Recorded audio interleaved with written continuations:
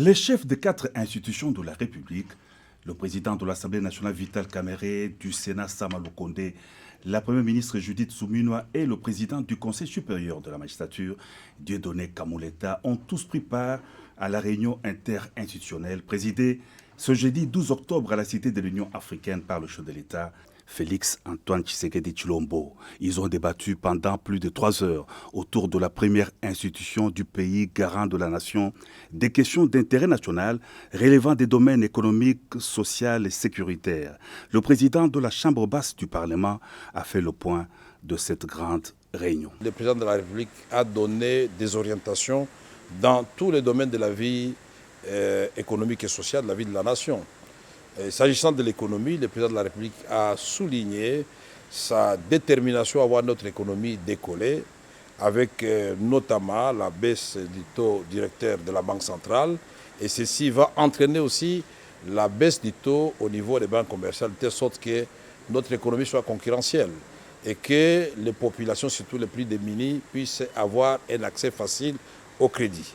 Nous avons souligné aussi la question qui est déjà prise en charge au niveau du gouvernement, et ça c'est le président qui l'a rappelé, de voir les prix des biens de première nécessité baisser sur le terrain. Et cela en préservant la stabilité du cadre macroéconomique. Le président de la République a souligné aussi la nécessité d'avoir un système financier cohérent avec les objectifs du développement. Et pour cela, il a veillé à ce que tout le monde puisse comprendre que les réformes fiscales qui vont être amorcées de façon rapide, puisqu'elles avaient déjà commencé, accélérées, nous puissions avoir une fiscalité qui soit attrayante et qui crée le climat des affaires. Et dans cette perspective, le président parlait aussi de la justice sociale en ce qui concerne la fiscalité. Il ne faut pas que les plus petits payent pour plus que les plus grands. Une justice sociale qui puisse remettre chaque citoyen au niveau de ses obligations vis-à-vis de l'État. Nous avons aussi suivi les orientations du président de la République en ce qui concerne des mesures d'assainissement sous forme de loi, notamment les codes agricoles, pour rendre notre secteur agricole attractif. Et ce code est déjà au Parlement, c'est-à-dire à l'Assemblée et au Sénat.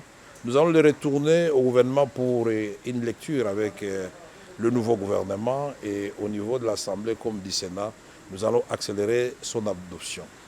Le social des Congolais, ça a été l'essentiel du message du président aujourd'hui et de ses orientations, puisque non seulement nous avons parlé du secteur de l'éducation, où il faut renforcer la gratuité de l'enseignement au niveau de l'école primaire, mais commencer déjà à penser, même si on ne doit pas le faire tout de suite, à ce que cette gratuité soit aussi appliquée au niveau du secondaire. Ceci veut dire qu'il faut parachever totalement la gratuité au niveau de l'enseignement primaire de notre pays.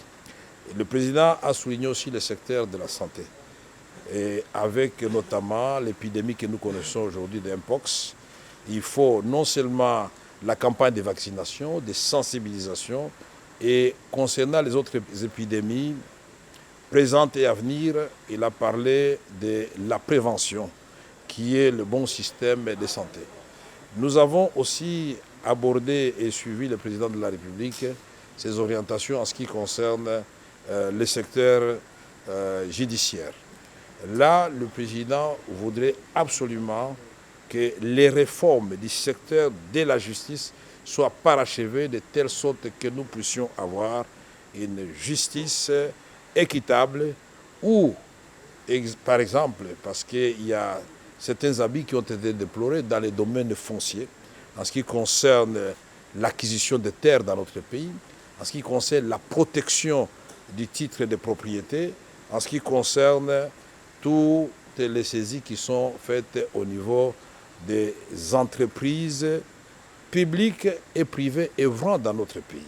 Toutes ces saisies-là, au niveau de la DGRAD, de la DGI, doivent cesser parce qu'il y a une façon de résoudre le problème des gens qui doivent à l'État de l'argent sans tuer l'investissement qui est fait, puisque cela a des répercussions sur les Congolais.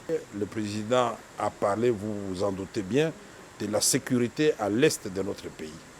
La façon de mettre fin à cette guerre avec la montée en puissance de l'armée, mais aussi comment protéger nos populations et leurs biens en parlant de la police professionnelle que nous devons absolument encourager, dont nous devons encourager la mise en place. Il a parlé aussi des autres poches d'insécurité, notamment avec le Mombondo, le conflit de l'Angola et l'Angola à Kisangani, l'autre rive à Lubunga. Et ici, de voies et moyens sont étudiés au niveau de toutes les institutions pour ramener la paix totale sur l'ensemble de notre territoire. Le président de la République n'a pas oublié de discuter avec les différents chefs de corps de la question du parachèvement du processus électoral. Vous le savez très bien dans le Kwilu, vous le savez bien dans le Nord-Ubangi, et certains coins comme Kwamutu. Il a dit même, nous ne devons pas oublier que Rutshuru et Massissi font toujours partie de la République démocratique du Congo. Et donc un calendrier clair sera donné par la CENI pour que ces élections puissent avoir lieu. Ici, la question des conseillers communaux a été soulignée. Et les instructions claires et les orientations nous ont été données par le président de la République pour voir comment ces conseillers communaux vont coexister d'abord avec les bourgmestres qui sont là et ensuite avec les bourgmestres qui eux-mêmes vont élire. Il s'est agi de la première réunion interinstitutionnelle présidée par le chef de l'État, conformément à l'article 69 de la Constitution reconnaissant au président de la République les prérogatives de veiller au fonctionnement harmonieux de toutes les institutions de la République.